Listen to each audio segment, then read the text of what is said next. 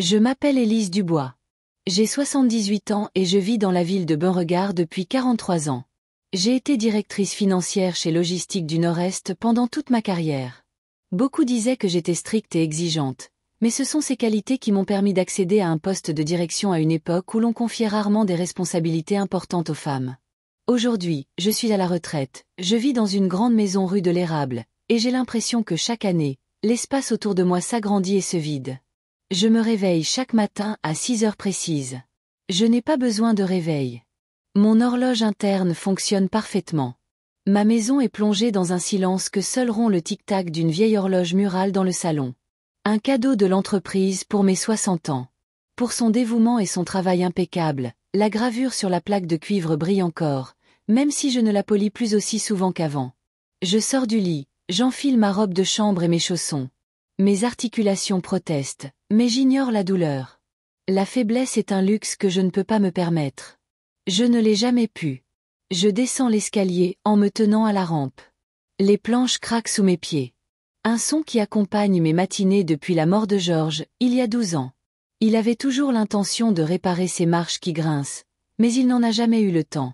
Une crise cardiaque l'a emporté subitement, me laissant seule dans la maison que nous avions choisie ensemble. La maison semble aujourd'hui encore plus spacieuse que lorsque Georges et moi l'avons achetée. 3 chambres, un bureau, un salon avec cheminée, une cuisine dînatoire, 2 salles de bain, une cave et un grenier. C'est la maison parfaite pour une famille avec des enfants, bien que nous n'ayons plus qu'un seul fils, mon Gérard. Je me prépare le petit déjeuner, des flocons d'avoine à l'eau et un thé sans sucre. Le diabète de type 2 ne me laisse pas le choix. J'adorais les sucreries, surtout les gâteaux à la crème, mais maintenant je dois me contenter du souvenir de leur goût. Assise à la table de la cuisine, je regarde par la fenêtre le jardin. Autrefois, c'était ma fierté. Des roses, des pivoines, des glaïeuls. Aujourd'hui, c'est un jardinier qui s'en occupe, 2 fois par mois. Il fait tout correctement, mais sans amour, et ça se voit. Après le petit déjeuner, je vais dans mon bureau. L'ordinateur s'allume dans un léger vrombissement. Beaucoup de gens de mon âge ont encore peur de la technologie, mais je l'ai maîtrisée dès les années 90, quand l'entreprise est passée à la comptabilité électronique. Je me souviens de la surprise des jeunes employés de voir qu'une « vieille dame » s'y retrouvait si facilement dans les nouveaux logiciels. Je consulte mes emails, mes comptes bancaires, les sites d'actualité. Le contrôle, c'est mon 2e prénom. Georges disait toujours que je pourrais diriger un petit pays, tant je planifie tout dans les moindres détails. Je vérifie particulièrement nos comptes joints avec mon fils. Gérard n'a jamais été doué avec l'argent. Même aujourd'hui, à 52 ans, il me laisse gérer les finances familiales. Pour être plus précise, j'ai insisté pour le faire quand j'ai réalisé combien d'argent était gaspillé à cause de son incapacité à planifier ses dépenses. Sa femme, Tiffaine, était contre une telle ingérence, mais elle n'a pas eu le choix. La maison où ils vivent est à mon nom, et c'est aussi moi qui paie l'école privée de mon petit-fils, Olivier. Tiffaine. Même quand je prononce ce nom dans ma tête, je le fais avec hostilité. Une inspectrice des impôts diplômée d'une fac de province. Elle se croit instruite et indépendante. 12 ans de mariage avec mon fils, et je n'arrive toujours pas à l'accepter dans la famille. Trop sûre d'elle, trop bruyante, trop moderne. Gérard l'a rencontrée lors d'une soirée d'entreprise. Elle vérifiait les comptes de sa société. 3 mois plus tard, il m'annonçait qu'il allait se marier. J'étais contre, je sentais qu'elle n'était pas pour lui.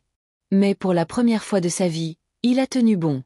Aujourd'hui, je sais que ce n'était pas de la force de caractère, mais une simple amourette qui, comme je l'avais prédit, est vite passée, le laissant piéger dans un mariage avec une femme incapable de le rendre heureux. À 11 heures, le téléphone sonne. C'est Gérard, comme tous les samedis. « Maman, comment te sens-tu » Sa voix semble fatiguée. « Bien. Ma tension est à 14/9, comme d'habitude, ai-je répondu, bien qu'il n'ait pas demandé de chiffre précis. Et Olivier, il prépare ses examens. Oui, il étudie. Son prof de maths dit qu'il a de bonnes chances d'intégrer HEC. Ses chances seraient encore meilleures s'il ne passait pas autant de temps sur ses jeux vidéo, je remarque, même si je n'ai jamais vu mon petit-fils jouer. Je sais juste que c'est ce que font tous les adolescents aujourd'hui. Gérard soupire mais ne discute pas. Il ne discute jamais. Maman, on voulait t'inviter à dîner vendredi prochain. Olivier a reçu un prix pour son projet de physique et on fête ça. J'ai un rendez-vous chez le cardiologue vendredi. Je mens, ne voulant pas passer la soirée avec Tiphaine. Mais je peux vous inviter samedi. Je préparerai le rôti préféré d'Olivier. Olivier est végétarien, maman. Je te l'ai dit il y a 2 mois. C'est nouveau pour moi. C'est l'influence de ta femme? Je ne cache pas mon irritation. On n'a jamais eu ces manies dans la famille. C'est sa propre décision. La voix de Gérard se tend. D'accord. Je dirai à Tiphaine que tu nous invites samedi. À quelle heure? 17h. Et dis à Tiphaine de ne pas préparer un de ces plats bizarres. Je m'occupe de tout. La dernière fois, Tiphaine avait apporté une étrange salade de quinoa et d'avocat. J'y ai à peine touché, même si je dois admettre que c'était assez bon. Mais l'admettre à voix haute? Jamais. Après avoir parlé à mon fils, je me sens fatiguée. Je prends ma canne et sors dans le jardin, m'asseyant sur un banc sous un vieux chêne. Georges l'a planté l'année de la naissance de Gérard. Qu'ils grandissent ensemble, avait-il dit. Le chêne est devenu grand et fort. Gérard, non. J'ai toujours su que mon fils était spécial et avait besoin d'une attention particulière. Enfant, il était souvent malade. Asthme, allergie, système immunitaire faible. Les médecins disaient que ça passerait avec l'âge, mais je ne pouvais pas prendre ce risque. Je lui ai interdit beaucoup de choses. Jouer au foot dans la cour avec les autres garçons, trop dangereux en cas de crise. Partir en voyage scolaire, je ne savais pas quelles seraient les conditions de vie. Même les bêtises d'enfant me semblaient une menace pour sa santé. Georges pensait que j'étais surprotectrice. Mais qu'en savait-il? Il était au travail toute la journée, et son éducation reposait sur mes épaules. Gérard réussissait bien à l'école, mais il avait peu d'amis. Je me consolais en pensant que la qualité primait sur la quantité. En réalité, il n'avait aucun ami. C'était un garçon calme, obéissant, qui ne discutait jamais. Il demandait toujours la permission, même adulte. Maman, je peux aller au bowling avec mes collègues? Maman, ça te dérange si j'achète un nouvel ordinateur? Ça agaçait Georges, mais j'aimais ce sentiment de contrôle. J'ai aussi choisi son université, une fac locale, pour qu'il puisse vivre à la maison. Pourquoi gaspiller de l'argent dans une résidence universitaire, disais-je, même si l'argent n'était pas un problème. Je ne voulais tout simplement pas le laisser partir. J'avais peur que, sans ma supervision, il commette des erreurs qui ruineraient sa vie. Il a fait des études de comptabilité, comme moi. Tu as le sens des chiffres, l'avais-je convaincu, même s'il était en réalité plus intéressé par l'histoire et la littérature. Mais que serait-il devenu avec des études de lettres? Professeur? Bibliothécaire? Non. Je voulais une profession stable avec un bon revenu pour mon fils. Après l'université, je lui ai trouvé un emploi dans mon entreprise. Pas dans mon service, bien sûr, mais toujours sous ma supervision. Il n'a jamais dépassé le poste de comptable junior, même si j'espérais qu'il montrerait un peu d'ambition. Mais peut-être que j'y suis aussi pour quelque chose. J'ai pris toutes ces décisions à sa place pendant si longtemps qu'il a oublié comment le faire lui-même. Quand Gérard a eu 30 ans, j'ai commencé à m'inquiéter. Aucune relation sérieuse, aucun projet de fonder une famille. Georges et moi ne rajeunissions pas, et je voulais tellement de petits-enfants. Tu dois trouver une gentille fille, lui disais-je chaque dimanche au déjeuner. J'ai même organisé plusieurs rendez-vous avec les filles de mes collègues, mais rien n'a abouti. Gérard était trop timide, trop peu sûr de lui. Et puis Tiphaine est apparue. Au début, j'étais ravie. Enfin, mon fils s'intéressait à une femme. Mais dès notre première rencontre, j'ai senti que quelque chose n'allait pas. Elle me regardait d'un air évaluateur, comme si elle calculait comment elle allait poser des limites. Je ne le permettrai pas, avais-je décidé alors. Et je ne l'ai pas permis. Je n'avais juste pas réalisé que pour maintenir le contrôle sur mon fils, je devrais mener une longue guerre froide avec sa femme. Le mariage fut modeste, à la mairie, suivi d'une petite réception au restaurant.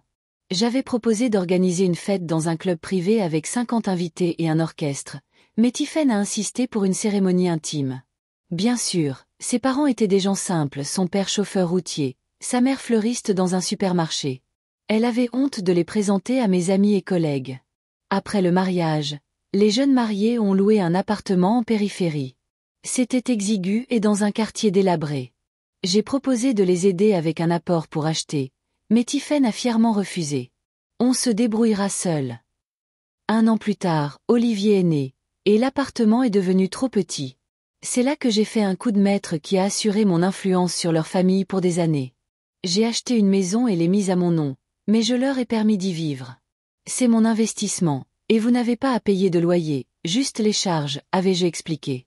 Tiphaine a résisté, mais Gérard l'a persuadé d'accepter. Pense à l'enfant. Il a besoin d'un jardin pour jouer. 11 ans ont passé depuis. Olivier est devenu un garçon intelligent qui ressemble à son grand-père. Les mêmes cheveux sombres et les yeux gris. Je l'aime, même si je ne le montre pas trop. Je ne veux pas le gâter. Je paie son éducation dans une école privée prestigieuse, les colonies de vacances, les cours de musique, le tennis. Tiphaine déteste ça. Je le sais.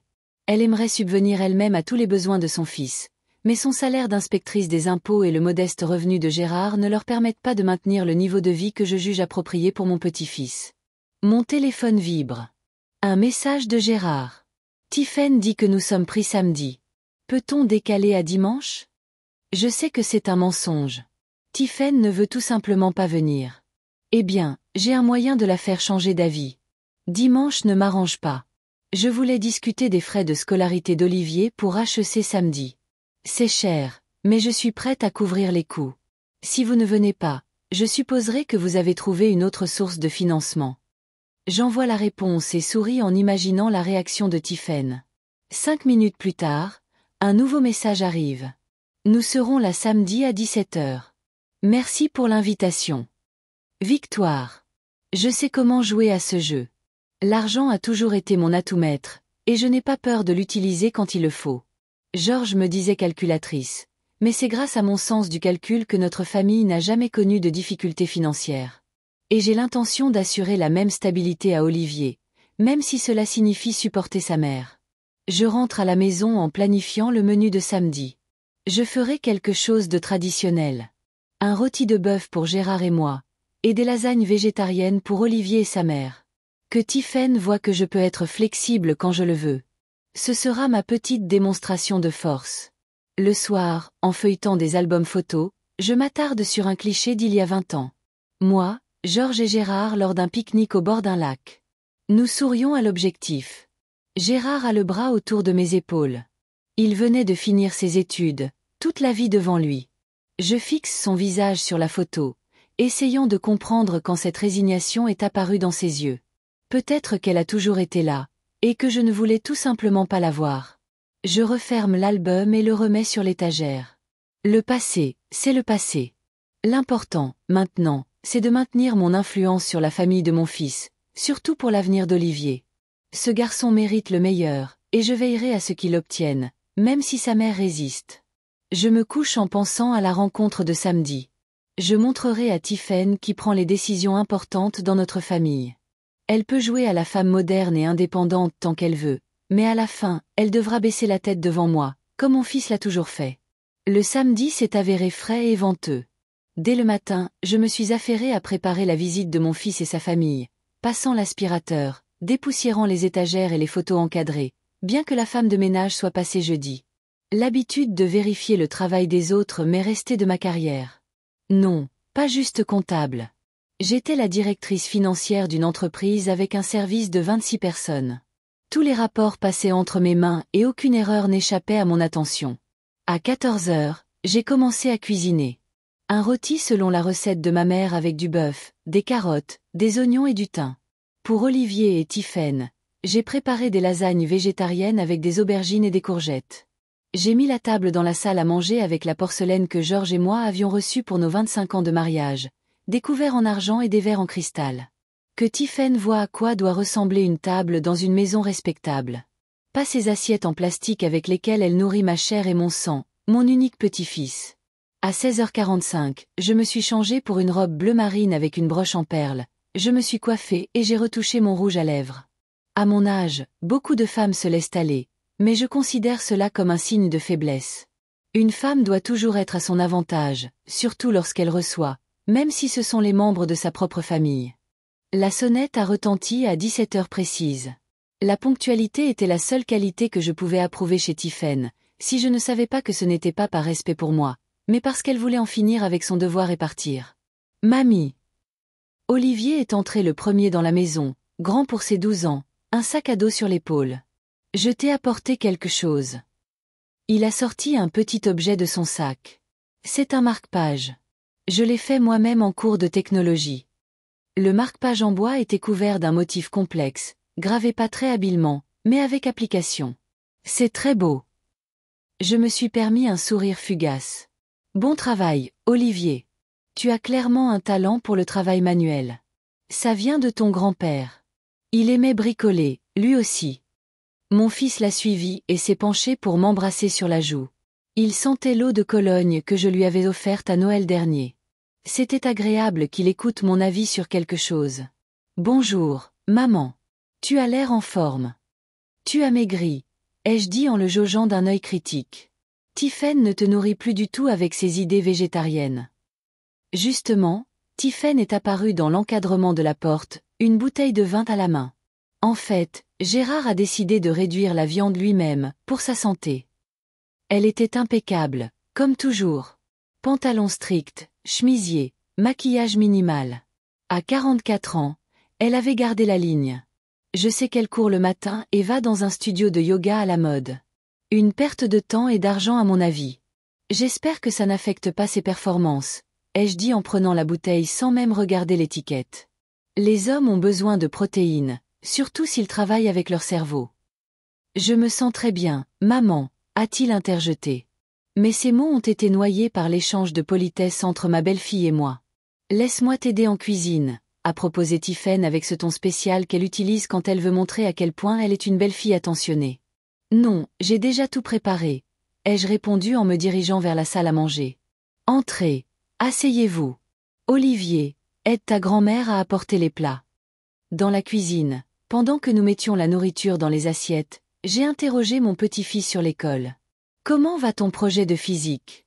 Ton père a dit que tu avais gagné un prix. Oui, première place à l'exposition de l'école. Olivier s'est animé. J'ai construit une maquette de centrale hydroélectrique qui produisait vraiment de l'électricité. Monsieur Patterson a dit que j'avais un talent pour l'ingénierie. L'ingénierie. J'ai haussé un sourcil. Et la finance? Je pensais que tu suivrais les traces de ton père et de ton grand-père. Je ne sais pas. Le garçon a hésité. J'aime mieux les sciences exactes et la conception. Dans la vie, ce n'est pas ce qu'on aime qui compte, mais ce qui apporte la stabilité, ai-je dit en plaçant les assiettes sur un plateau. Mais tu as encore le temps d'y réfléchir. L'important, c'est d'entrer dans une bonne école. C'est de ça que nous allons parler aujourd'hui. Dans la salle à manger, Tiphaine et Gérard parlaient doucement de quelque chose, mais ils se sont tus quand nous sommes apparus. Il n'était pas difficile de deviner qu'ils parlaient de moi. De la viande pour toi, Gérard, ai-je dit en posant une grande assiette devant mon fils. Et des lasagnes végétariennes pour Tiphaine et Olivier. Je me souviens de vos préférences. Merci, Élise. Tiphaine a souri avec raideur. Ça a l'air délicieux. J'ai versé du vin dans les verres pour moi-même et les jeunes parents, et du jus de pomme dans un verre en cristal pour Olivier. Le garçon rayonnait, se sentant adulte à cette table élégante. Au succès d'Olivier, j'ai levé mon verre. Et à son avenir à HEC. En fait, mamie.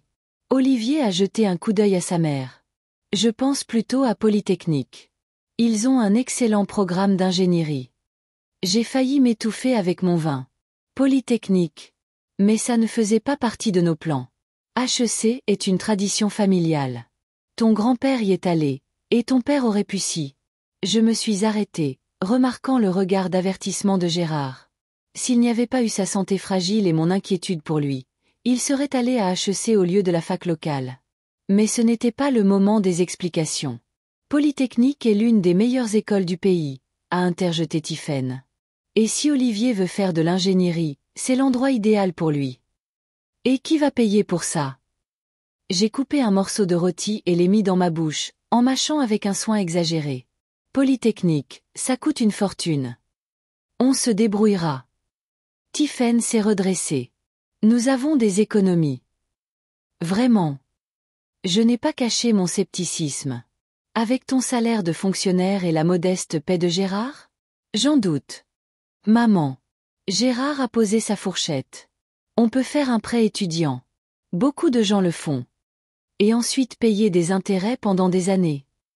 J'ai secoué la tête. Ce n'est pas intelligent, surtout quand il y a une autre option. Je suis prête à payer intégralement les études d'Olivier à HEC. Pas de prêt, pas de dette. C'est très généreux, mamie. Olivier a souri avec incertitude. Mais je veux vraiment aller à Polytechnique. J'ai déjà regardé leur programme et même envoyé un email à un des professeurs. Il a dit que mon projet de centrale hydroélectrique était très prometteur. Tu as 12 ans. J'ai regardé mon petit-fils avec une chaleur que je me permettais rarement. Tu auras le temps de changer d'avis 100 fois. La physique te plaît maintenant, mais dans un an, tu t'intéresseras à autre chose. Olivier s'intéresse à l'ingénierie depuis 3 ans. Tiphaine a pris une gorgée de vin. Et son intérêt ne fait que croître. Je pense que nous devrions soutenir sa passion. Passion. J'ai à peine réprimé un ricanement. Les enfants de 12 ans n'ont pas de passion, seulement des passe-temps. Les décisions sérieuses doivent être prises par les adultes qui pensent à l'avenir de l'enfant. C'est exactement ce à quoi nous pensons. Tiphaine a posé sa fourchette. Polytechnique lui donnera des perspectives dans un domaine qui l'intéresse vraiment. Ne pensez-vous pas que ces intérêts sont le résultat de votre influence? Je l'ai regardé droit dans les yeux. Vous avez toujours voulu qu'Olivier soit différent, pas comme son père. Plus courageux, plus décidé. Avez-vous honte de votre mari, Tiphaine? Un lourd silence s'est abattu sur la table. Gérard fixait son assiette. Olivier promenait son regard confus d'un adulte à l'autre. Je suis fière de mon mari, a finalement dit Tiphaine d'un ton glacial. Et de mon fils. Et je veux qu'Olivier ait la possibilité de poursuivre ses propres intérêts, pas les attentes de quelqu'un d'autre. Les siens. J'ai souri avec scepticisme. Ou ceux que vous lui avez imposés. Gérard, à son âge, pensait aussi vouloir étudier l'histoire. Puis il a compris que la comptabilité était un choix plus pratique. Il n'a pas compris. Tiphaine a haussé le ton. Vous l'avez convaincu. Vous avez toujours pris toutes ses décisions à sa place, sans jamais lui laisser la chance de choisir par lui-même. Tiphaine, s'il te plaît. Gérard est finalement intervenu, la voix suppliante. Ne faisons pas ça. Non, Gérard. Elle s'est tournée vers son mari. Combien de temps vas-tu rester silencieux? Depuis 12 ans, je vois ta mère contrôler chaque aspect de nos vies. La maison où nous vivons, l'éducation d'Olivier, même nos vacances. Et tout ça parce que tu n'arrives jamais à lui dire non. Je fais tout ce que je peux pour ma famille. Gérard avait l'air acculé. Je suis reconnaissant à ma mère pour son aide. De l'aide. Tiphaine a ri amèrement. Ce n'est pas de l'aide. C'est du contrôle. Elle achète ta loyauté en te faisant te sentir redevable. Tu te souviens comment elle était contre notre mariage? Comment elle a essayé de te convaincre de rompre avec moi? Et maintenant, elle veut contrôler l'avenir de notre fils. Je propose juste de payer ses études. Je suis resté calme malgré la tempête qui faisait rage en moi. Si vous préférez vous endetter sur 20 ans, c'est votre droit. Mais je ne financerai pas des fantaisies d'ingénieur. C'est HEC, où vous vous débrouillez seul. Tu vois? Tiphaine s'est tournée vers son mari. C'est toujours la même chose. Elle pose des conditions et s'attend à ce que nous obéissions parce qu'elle a l'argent. Elle a de l'argent, a dit Gérard doucement, sans lever les yeux de son assiette. Et nous non. Du moins, pas autant. Et à qui la faute? Je ne pouvais pas laisser passer ce moment. Si tu avais montré un peu d'ambition, tu pourrais être directeur financier au lieu d'un simple comptable. Mais tu as toujours choisi la facilité. La facilité. Tiphaine a bondi, renversant son verre de vin. Le liquide rouge s'est répandu sur la nappe blanche comme neige. Vous n'avez aucune idée de ce qu'il a traversé. Votre fils souffre d'anxiété chronique depuis l'adolescence. Il a peur de prendre des décisions parce que vous avez passé votre vie à lui dire qu'il est incapable de faire le bon choix. Tiphaine, non. Gérard avait l'air complètement misérable. Si, je le ferai. Elle s'est tournée vers moi. Savez-vous que votre fils voit un thérapeute depuis 5 ans? Qu'il prend des antidépresseurs? Qu'il se réveille parfois au milieu de la nuit avec des crises de panique? Non, bien sûr que non, parce qu'il a peur de vous le dire. Il a peur de votre déception, de votre jugement. Je regardais mon fils, qui semblait maintenant aussi petit et sans défense que lorsqu'il était enfant et avait ses crises d'asthme. C'est vrai, Gérard. Ma voix sonnait étonnamment douce. Il a hoché la tête sans lever les yeux. Pourquoi ne m'as-tu rien dit? Parce que je ne voulais pas t'inquiéter. Il m'a enfin regardé. Je ne voulais pas que tu penses que j'étais faible. Tu n'es pas faible. J'ai tendu la main sur la table et touché ses doigts. Tu es mon fils. J'ai toujours voulu le meilleur pour toi. Le meilleur selon vos standards, a dit Tiphaine, toujours debout, les mains tremblantes. Mais si vos standards ne lui conviennent pas? Et s'il veut autre chose? Que veut-il? J'ai regardé ma belle-fille. Vous parlez comme si vous le connaissiez mieux que moi, sa mère. Je suis sa femme. Tiphaine a croisé les bras sur sa poitrine. Je vis avec lui depuis 12 ans. Et oui, je le connais mieux. Je sais qu'il déteste son travail. Qu'il rêvait de devenir professeur d'histoire. Qu'il se sent comme un raté parce qu'il n'a pas été à la hauteur de vos attentes. Gérard. J'ai de nouveau regardé mon fils. C'est vrai. Il est resté silencieux si longtemps que je ne m'attendais plus à une réponse. Finalement, il a pris une profonde inspiration et a hoché la tête. J'ai toujours voulu enseigner, même à l'université. Mais tu étais si fier que je suive tes traces. Je ne pouvais pas te décevoir. Nous sommes restés assis en silence, un silence seulement rompu par le tic-tac de l'horloge murale. J'ai soudain réalisé qu'Olivier était toujours là, témoin silencieux de notre conflit familial. Ses yeux étaient grands ouverts, remplis de confusion. Olivier. J'ai essayé de sourire. Pourquoi n'irais-tu pas au salon? Il y a des nouveaux magazines de sciences que j'ai achetés spécialement pour toi. Non. Le garçon a secoué la tête. Je reste. Ça me concerne aussi. Il y avait dans sa voix une assurance que Gérard n'avait jamais eue à cet âge. J'ai reconnu le ton de Tiphaine. Décidé. N'admettant aucune discussion. Très bien. Je me suis redressé. Puisque nous avons tous décidé d'être honnêtes, continuons.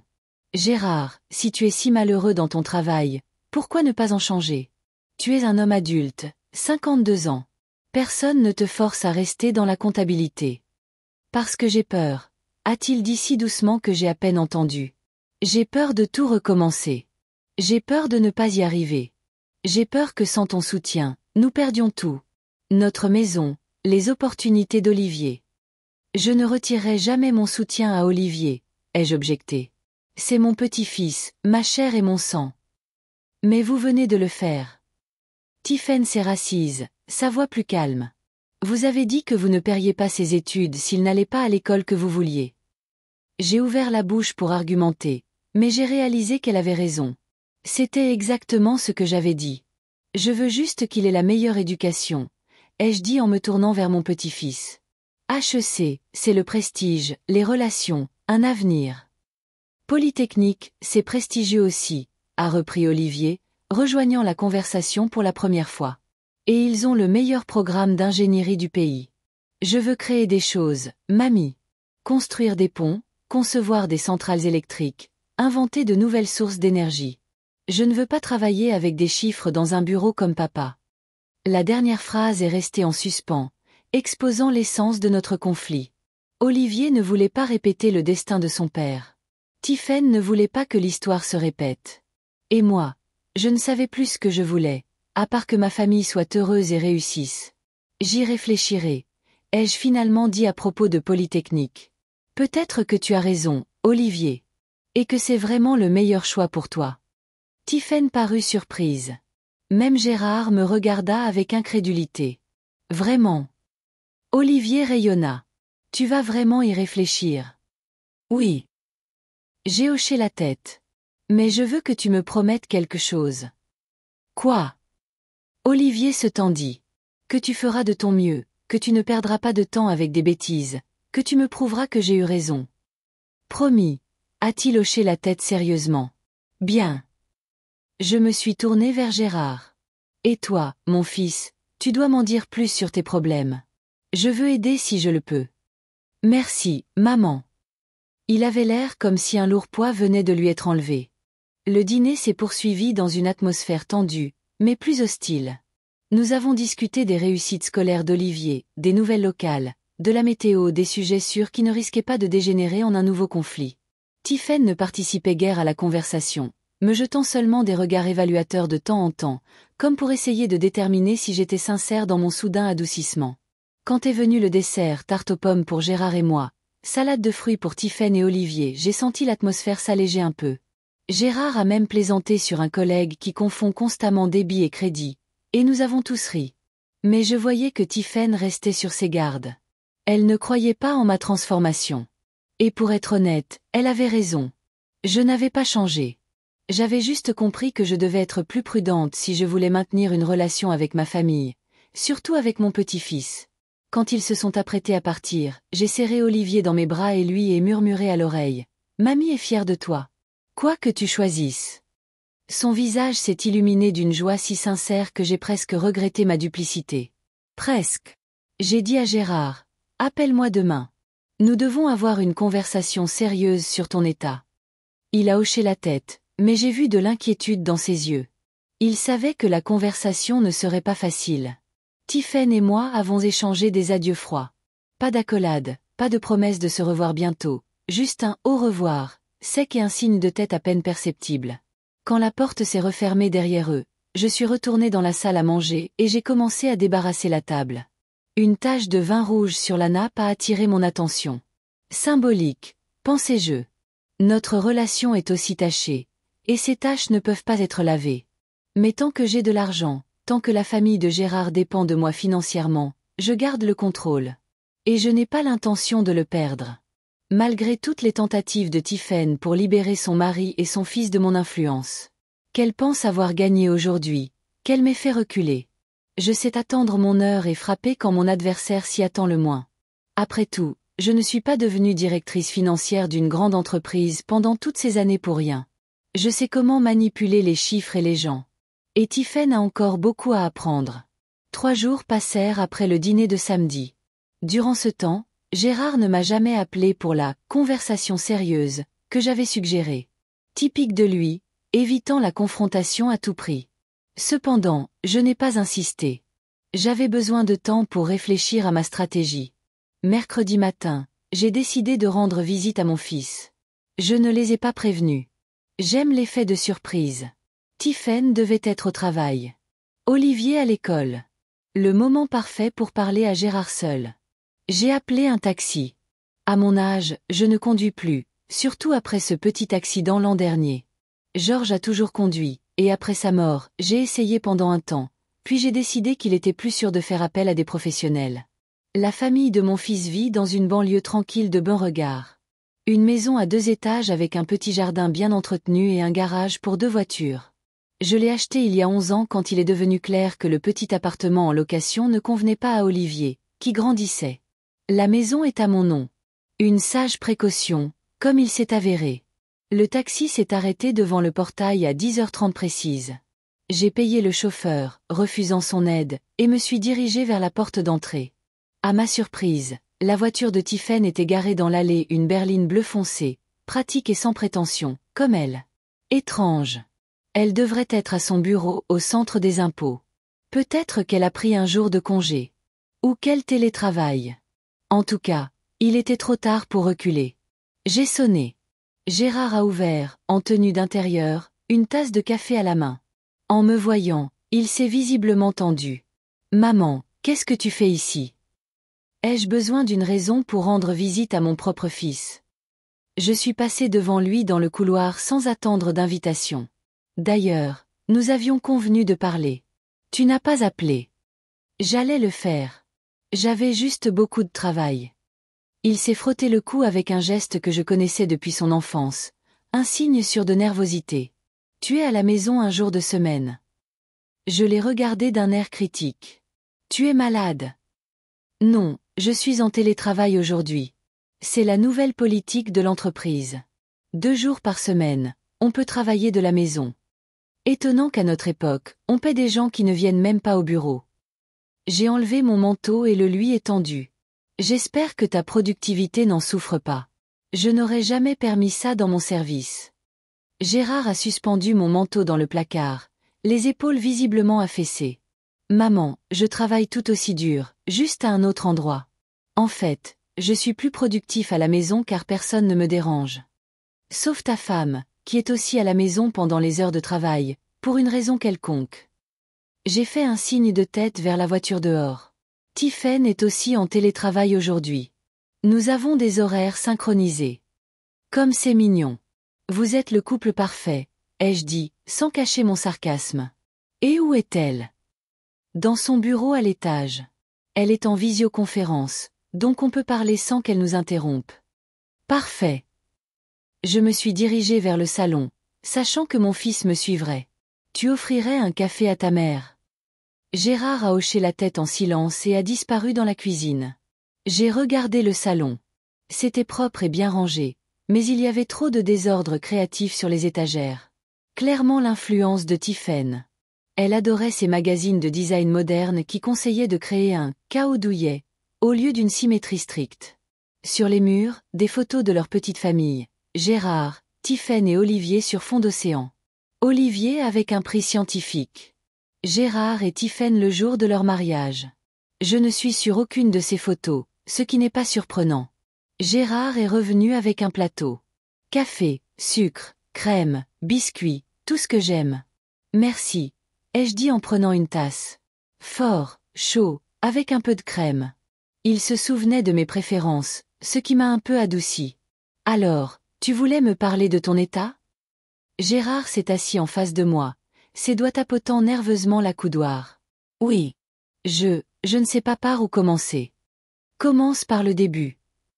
J'ai posé ma tasse. Tiphaine a dit que tu voyais un thérapeute et que tu prenais des antidépresseurs. C'est vrai. Il a hoché la tête, évitant mon regard. Il y a 5 ans, j'ai eu une grave crise de panique au travail. Je pensais que j'allais mourir. Je ne pouvais plus respirer, mon cœur battait la chamade, tout tournait devant mes yeux. On m'a emmené en ambulance. Le médecin a dit que ce n'était pas une crise cardiaque, mais une crise de panique causée par un trouble anxieux chronique. Et tu n'as jamais pensé qu'il était important de m'en parler? J'ai essayé de paraître concernée plutôt qu'accusatrice, même si je bouillais de ressentiment. Je suis ta mère. Je dois savoir ces choses. Je ne voulais pas t'inquiéter. Il m'a enfin regardé. Tu as toujours dit que les problèmes psychologiques étaient juste un manque de volonté, que les vrais hommes devaient gérer leurs émotions seuls. Ces mots m'ont frappé plus durement que prévu. J'avais dit ça, quand Gérard se plaignait de l'anxiété des examens à l'adolescence. Je lui disais de se ressaisir. Quand il pleurait parce que ses camarades le taquinaient, je lui conseillais de ne pas être si sensible. Je pensais le rendre plus fort, mais en réalité, c'est Tiphaine qui a insisté pour la thérapie, ai-je demandé, connaissant déjà la réponse. Oui. Elle a remarqué que je n'allais pas bien, que j'étais constamment inquiet, que je dormais mal, que j'évitais tout conflit au travail, même à mon détriment. Elle a trouvé un bon spécialiste, et il m'a vraiment aidé. Et que dit ce spécialiste sur les causes de ton état? Je ne pouvais cacher mon scepticisme. Je parie qu'il blâme ton enfance et moi pour tout, n'est-ce pas? Gérard a soupiré. Maman, il ne s'agit pas de trouver un coupable. Oui, nous avons parlé de mon enfance, de la façon dont j'ai toujours eu peur de te décevoir.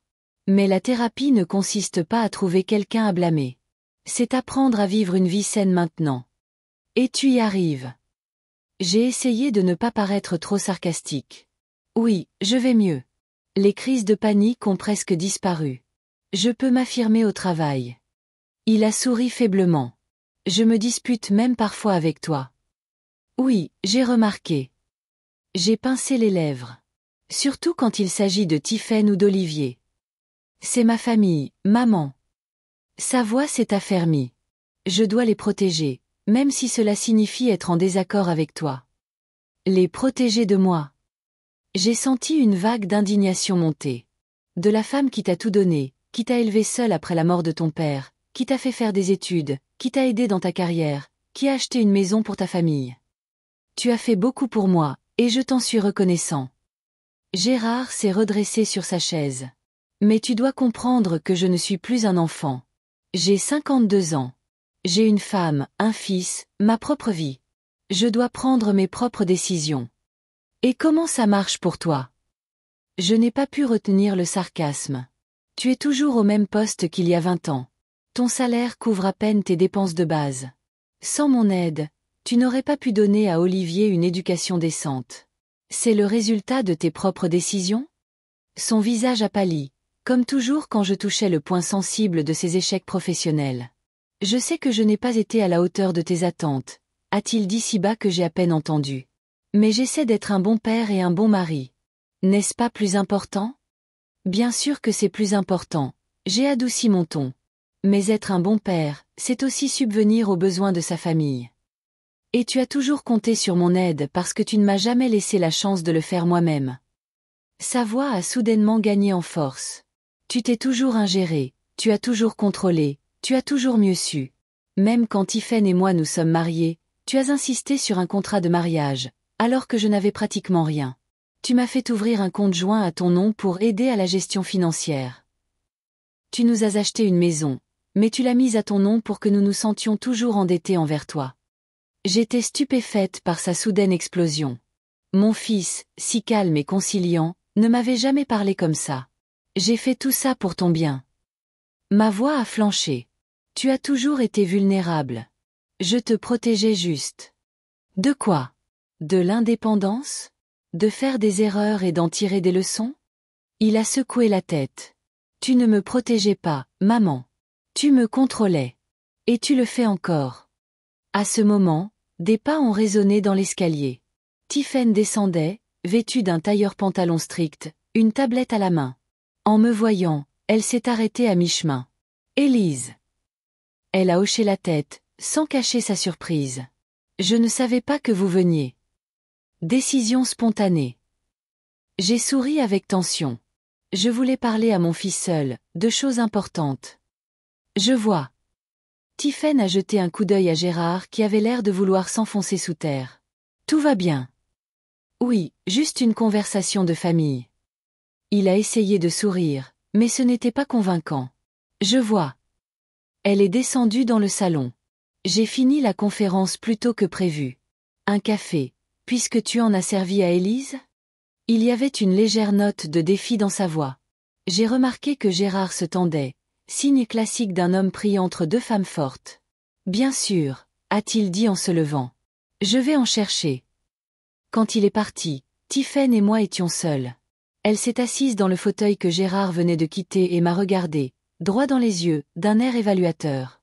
Alors, de quoi parliez-vous? De la santé de Gérard? J'ai décidé d'être franche.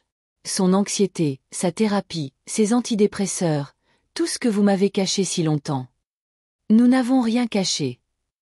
Elle a haussé les épaules. Gérard a décidé de ne pas vous le dire. Il avait peur de votre réaction. Et à juste titre. J'ai pincé les lèvres. Je suis choquée que mon fils souffre depuis des années et que je n'en sache rien. Que mon unique enfant pense que je suis si sans cœur qu'il ne peut pas partager ses problèmes avec moi. N'a-t-il pas raison? Tiphaine s'est penchée en avant. Vous venez de le critiquer pour ses échecs professionnels alors même que vous connaissez ses problèmes d'anxiété. Vous parlez de déception alors que vous devriez être fier qu'il puisse travailler, compte tenu de son état. Ne me dites pas comment je devrais me sentir envers mon propre fils.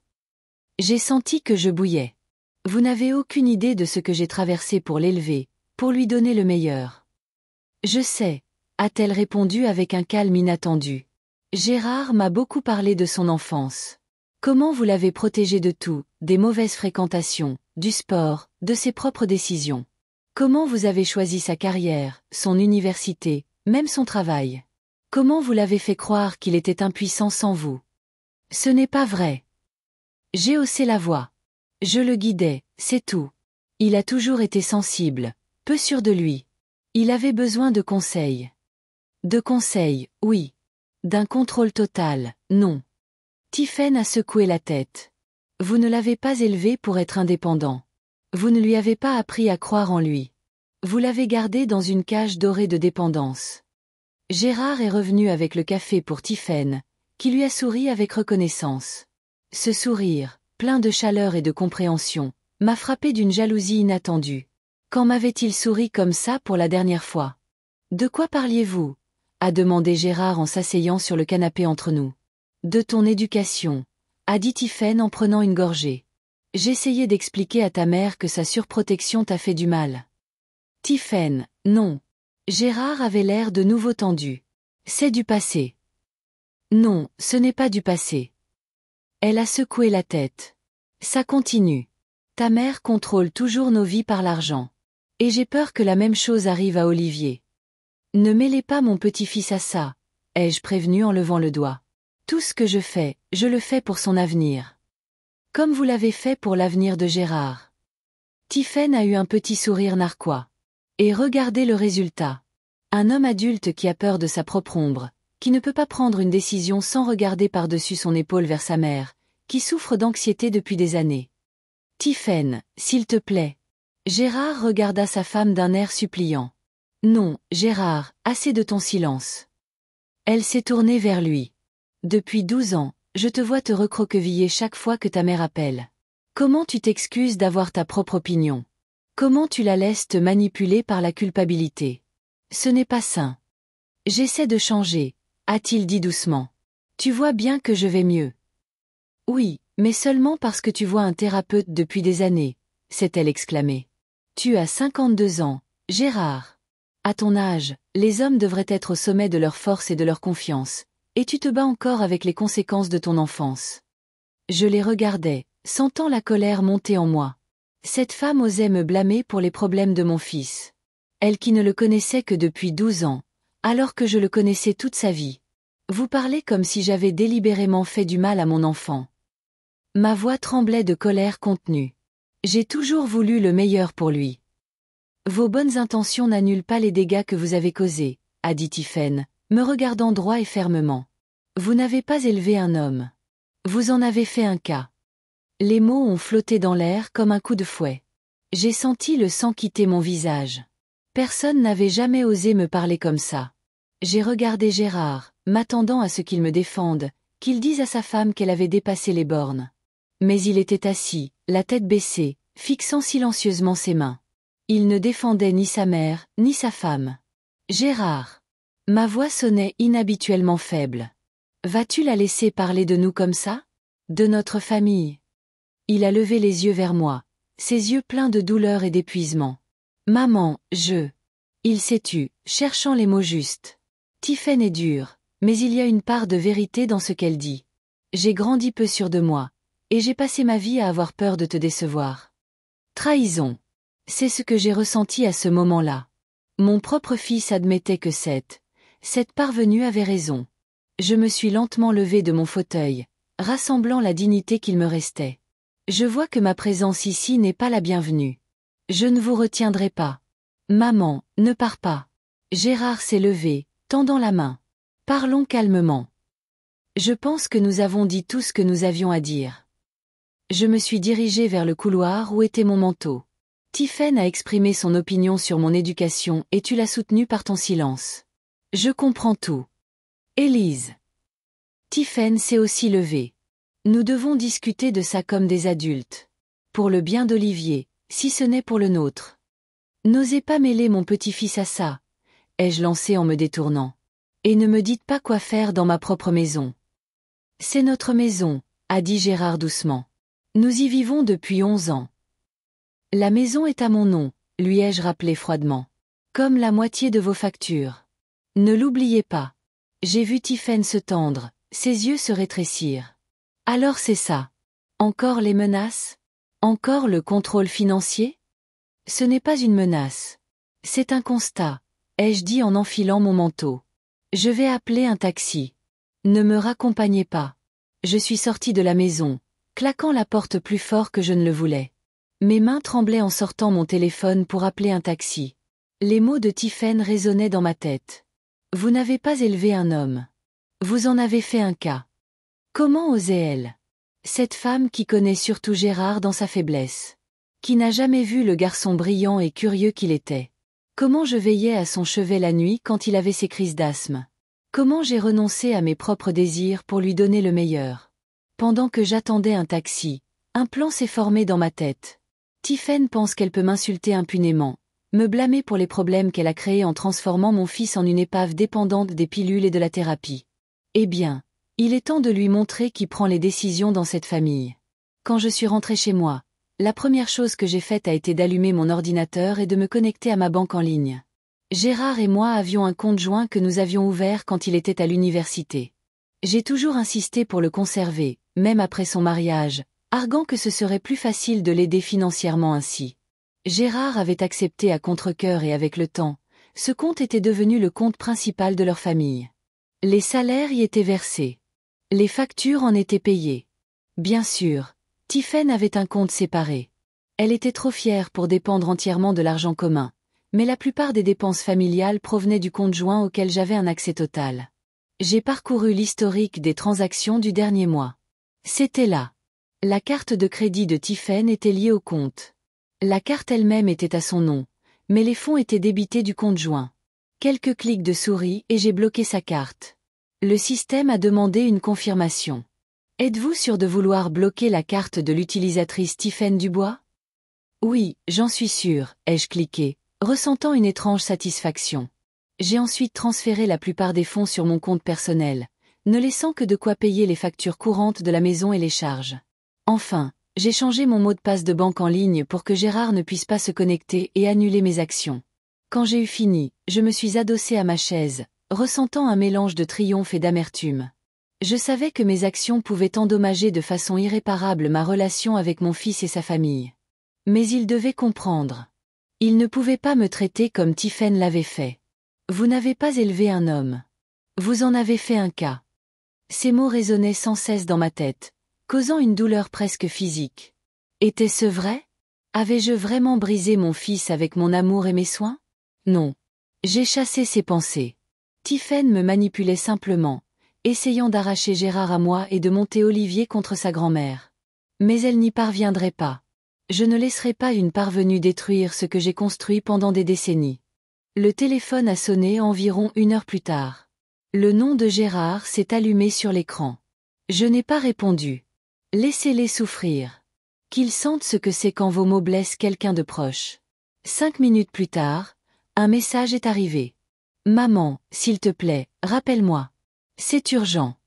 Je l'ai ignoré aussi. Le téléphone a de nouveau sonné, mais cette fois, c'était Tiphaine. J'ai rejeté son appel sans hésitation. Le soir, j'avais 6 appels manqués et une douzaine de messages. Le dernier était de Gérard. Maman, pourquoi la carte de Tiphaine est-elle bloquée? Elle ne peut pas payer une facture importante. Et où est passé l'argent du compte? J'ai souri, imaginant la panique qui devait régner dans leur maison. Tiphaine devait être furieuse. Peut-être qu'elle avait enfin compris qu'il ne fallait pas contrarier une femme qui tenait le bien-être financier de sa famille entre ses mains. Le matin était nuageux, ce qui correspondait parfaitement à mon humeur. Je me suis réveillée tôt comme d'habitude, mais je suis restée longtemps au lit à réfléchir au conflit d'hier et à mes actions. Je ne regrettais rien. Non, Tiphaine méritait une leçon. Mais quelque part au fond de moi, un sentiment désagréable, semblable au doute, s'agitait. Avais-je vraiment bien fait? En regardant mon téléphone, j'ai vu 10 appels manqués et de nombreux messages. 7 de Gérard, 3 de Tiphaine. Dans le dernier message, mon fils écrivait « Maman, ce n'est plus drôle. Nous devons payer pour le traitement d'Olivier. S'il te plaît, rappelle-moi immédiatement. » Le traitement d'Olivier? Était-il arrivé quelque chose à mon petit-fils? J'ai sauté du lit, le cœur battant. J'ai immédiatement composé le numéro de mon fils.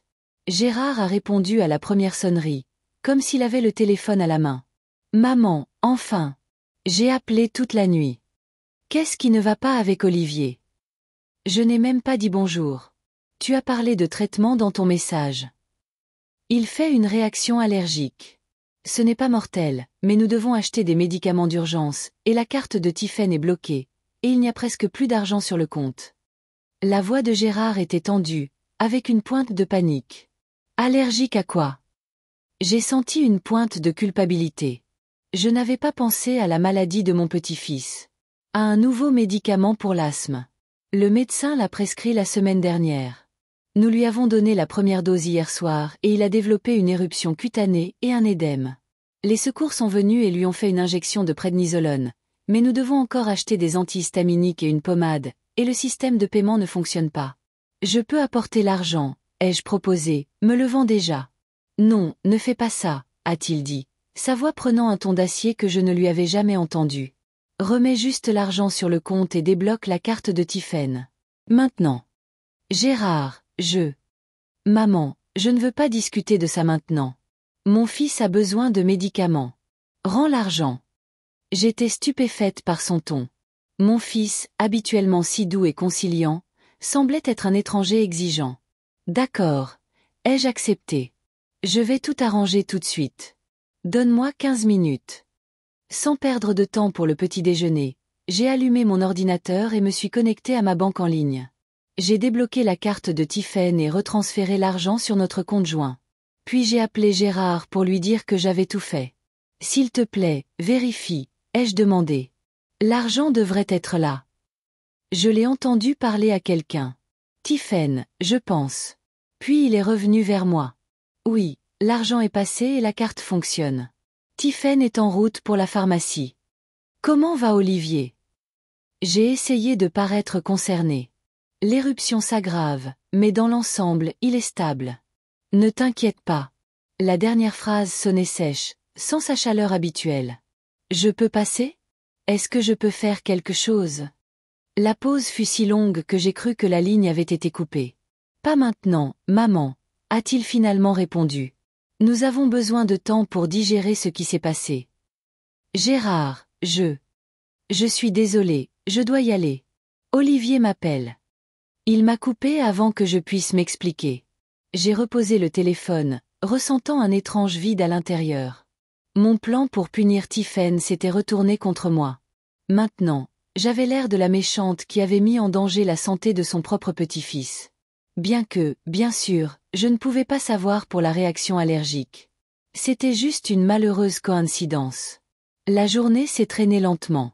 J'ai essayé de m'occuper avec mes activités habituelles, lecture, nettoyage, regarder les nouvelles, mais mes pensées revenaient sans cesse à la famille de mon fils. Comment allait Olivier? Se sentait-il mieux? Que disaient Gérard et Tiffen de moi?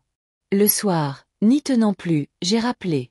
Cette fois, Tiffen a répondu. Bonjour, Élise.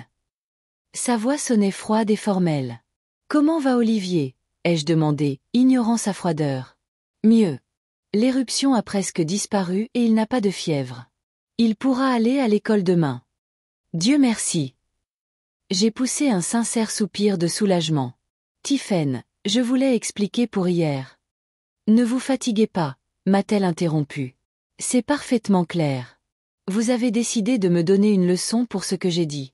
Vous avez utilisé l'argent comme un outil de contrôle. Rien de nouveau. Ce n'est pas si simple. J'ai essayé de trouver les mots justes. Vos paroles m'ont profondément blessé. Vous n'avez pas élevé un homme. Vous en avez fait un cas. Pouvez-vous imaginer ce que ça fait à une mère? Je peux l'imaginer, a-t-elle dit.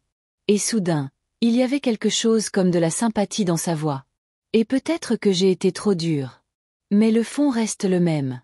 Votre éducation a blessé Gérard. Et vos actions d'hier n'ont fait que confirmer mes paroles. Vous utilisez le pouvoir financier pour nous contrôler, sans même penser aux conséquences. Je ne savais pas pour les allergies d'Olivier, me suis-je défendue. Si j'avais su, je n'aurais jamais. Il ne s'agit pas seulement des allergies, a de nouveau interrompu Tiffen.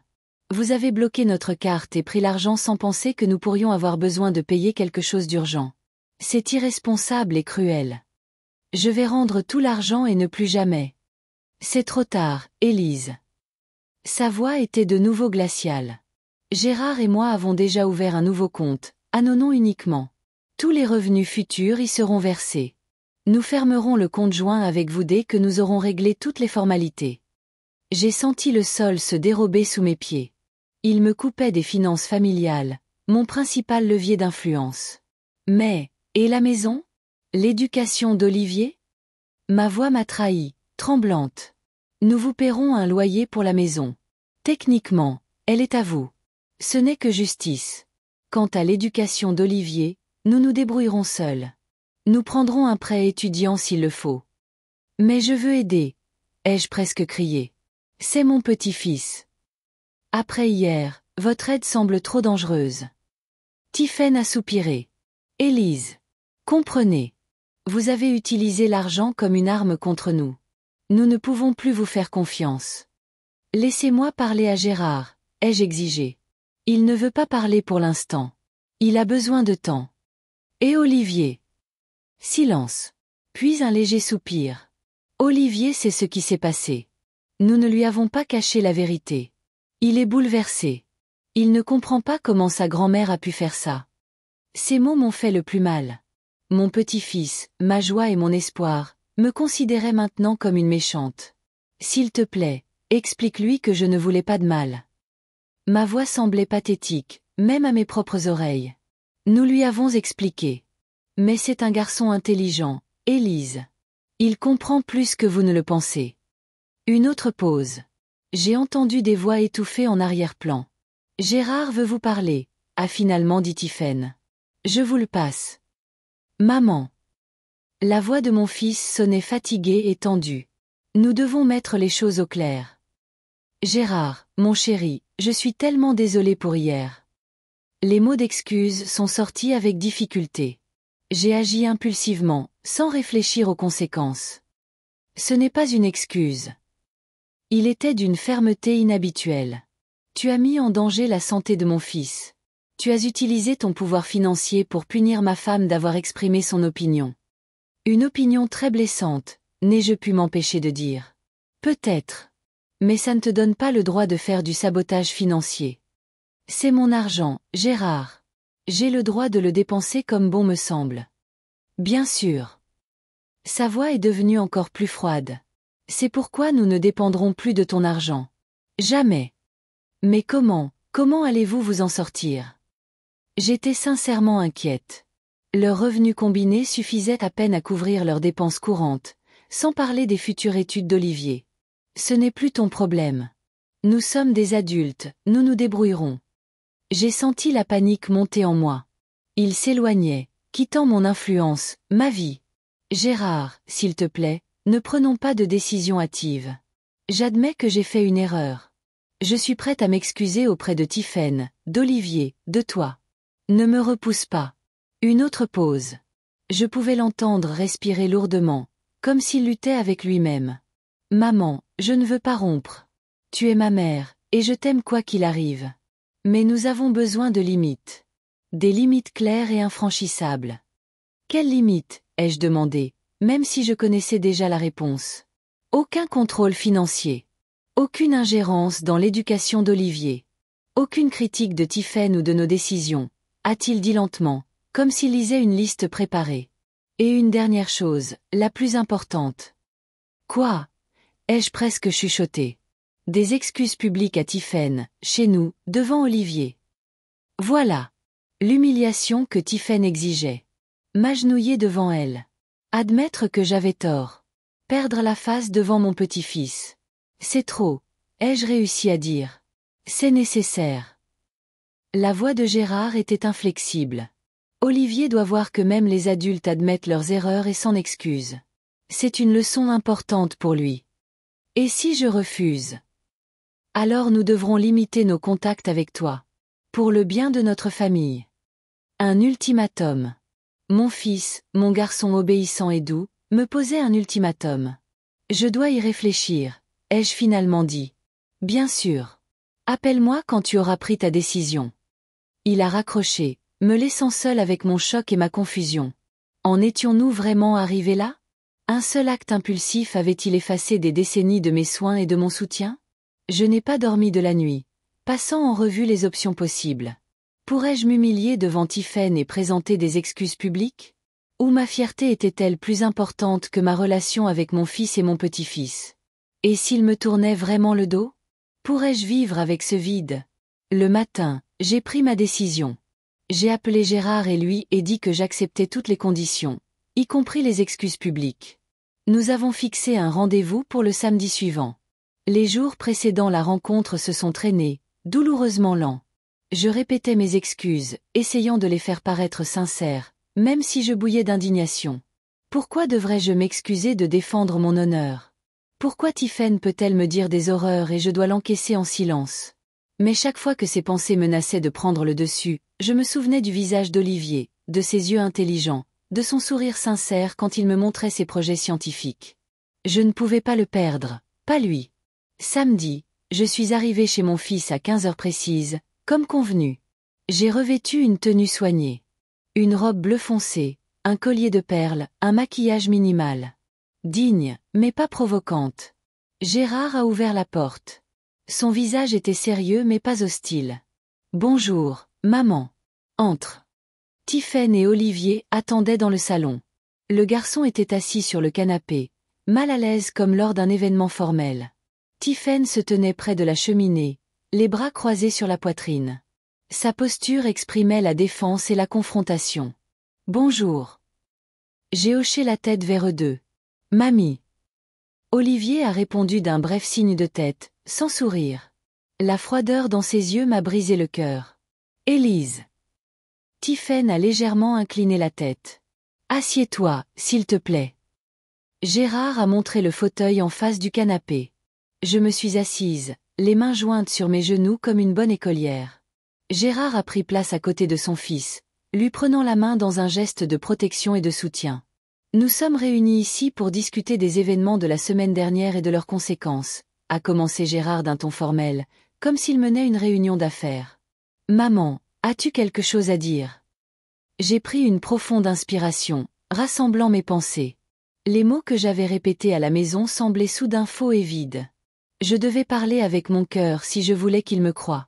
Tiphaine, Gérard, Olivier. Je les ai regardés chacun leur tour. Je suis venue pour m'excuser de mes actes. Ce que j'ai fait, bloquer la carte et prendre l'argent du compte, était mal et irresponsable. J'ai agi impulsivement, par blessure et par colère. C'est impardonnable, surtout que mes actions auraient pu affecter la santé d'Olivier. Je me suis tournée vers ma belle-fille. Tiphaine, tes paroles sur le fait que je n'ai pas élevé un homme, mais que j'en ai fait un cas, m'ont profondément blessée. Mais cela n'excuse pas mes actes. J'aurais dû discuter de mes sentiments au lieu de me venger de cette manière. Je m'excuse pour la douleur et la détresse que j'ai causées. Elle m'a regardé d'un air scrutateur, comme pour déterminer ma sincérité. Finalement, elle a hoché lentement la tête, acceptant mes excuses, mais sans rien dire. Je me suis tournée vers mon fils. Gérard, je t'ai manqué en tant que mère. Tu as raison. J'ai été trop contrôlante dans ta vie, même après que tu sois devenu adulte. Je pensais aider, mais en fait, je t'empêchais de devenir indépendant. Je suis désolée pour ça. Ses yeux ont brillé de façon suspecte, mais il s'est retenu, ne faisant que serrer plus fort la main de son fils. Enfin, je me suis tournée vers mon petit-fils. Olivier, j'ai particulièrement honte de moi devant toi. Une grand-mère devrait être un exemple de sagesse et de bonté, mais je me suis comportée de manière égoïste et stupide. J'espère qu'avec le temps, tu pourras me pardonner. Le garçon m'a regardé sérieusement, sans naïveté enfantine. À 12 ans, il comprenait déjà la complexité des relations adultes. Pourquoi as-tu fait ça, mamie? A-t-il demandé sans détour. Pourquoi as-tu pris notre argent? Je ne m'attendais pas à cette question. Je voulais donner une réponse évasive, mais j'ai compris que si je voulais vraiment réparer notre relation, je devais être honnête. J'ai été très blessée par les paroles de ta mère, ai-je répondu. Et au lieu d'en parler, j'ai décidé de la punir. J'ai utilisé l'argent parce que je savais que ça lui causerait des ennuis. C'était mesquin et indigne de moi. Mais tu ne savais pas que je tomberais malade, a-t-il dit, comme s'il cherchait une excuse à mes actions. Non, bien sûr que non. Si j'avais su, je ne l'aurais jamais fait. Mais le fait est, Olivier, que j'aurais dû penser aux conséquences possibles. C'est ce que font les adultes. Ils réfléchissent avant d'agir. Il a hoché la tête, acceptant ma réponse. J'accepte vos excuses, Élise, a dit Tiphaine de manière inattendue. Et je veux m'excuser pour mes paroles dures.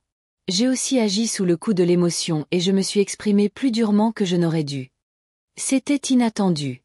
Je ne m'attendais pas à ces excuses. Merci, ai-je hoché la tête.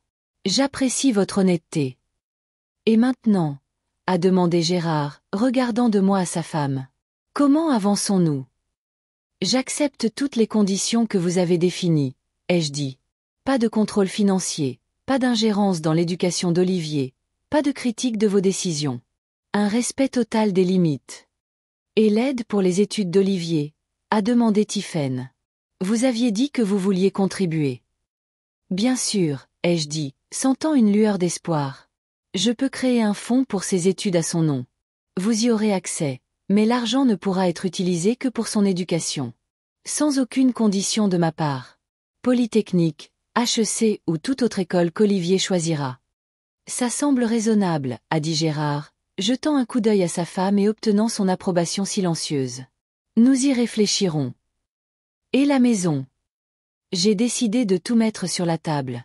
Vous avez parlé de loyer. Oui, nous pensons que c'est juste, a dit Tiphaine fermement. La maison vous appartient, et nous devrions payer pour le privilège de l'utiliser. Cela favorisera une relation saine et équitable.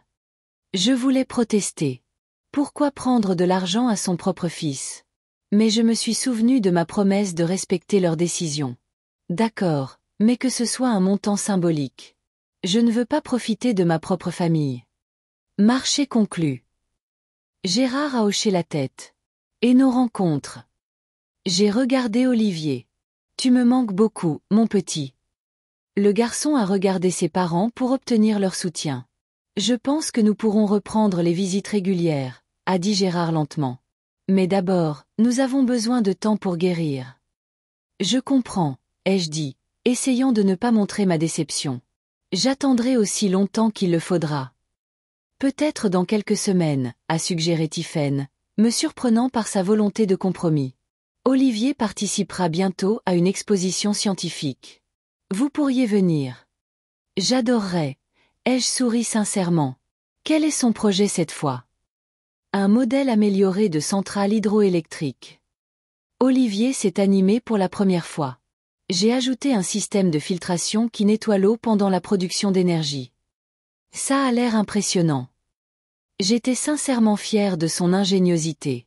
Je viendrai le voir, c'est sûr. L'atmosphère dans la pièce s'est nettement réchauffée. Nous avons parlé un peu plus de l'école d'Olivier, du travail de Gérard et Tiphaine, de mes projets pour le jardin.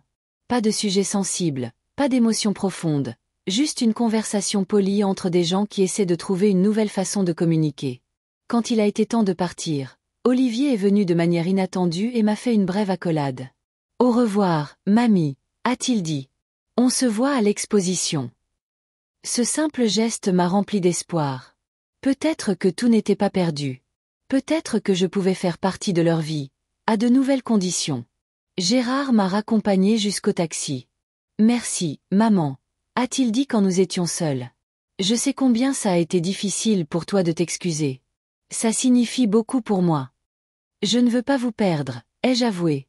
Vous êtes tout ce que j'ai. Il m'a serré doucement dans ses bras, la première fois depuis des années. Nous n'allons nulle part. Juste, différemment. Plus sainement, j'espère.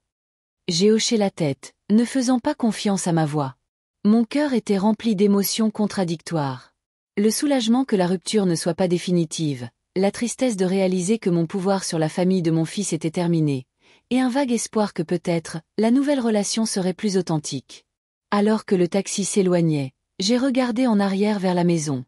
Gérard était toujours sur le pas de la porte, me faisant signe. À travers la fenêtre du salon, je pouvais voir les silhouettes de Tiphaine et Olivier. Ma famille, si proche et pourtant si loin. J'avais perdu le contrôle sur eux, mais peut-être avais-je gagné une chance d'une vraie connexion. Le temps dirait si cela en valait la peine. En rentrant chez moi, la première chose que j'ai faite a été d'allumer mon ordinateur et de commencer à rechercher des fonds d'études pour les petits-enfants. Si je ne pouvais pas contrôler leur vie, au moins je pouvais assurer l'avenir d'Olivier. Ce serait mon héritage. Pas le pouvoir ou le contrôle, mais l'opportunité pour mon petit-fils de réaliser ses rêves.